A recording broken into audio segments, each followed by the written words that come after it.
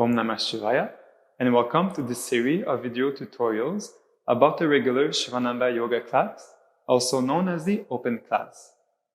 Each open class includes 2 breathing exercises, 2 warm-up exercises, the practice of the 12 yoga postures, and the extended final relaxation.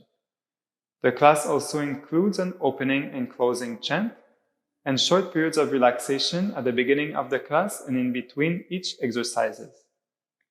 We hope that those videos will help you to familiarize yourself with the practice, keeping in mind that yoga is more about breath awareness and being comfortable than about performance and flexibility. At any point during the class, you're welcome to release the posture, release any exercise, and lie down on your back. If you have any questions, please ask your teachers at the end of the class or contact us by email or by phone. We wish you a good practice. Om Namah Shivaya.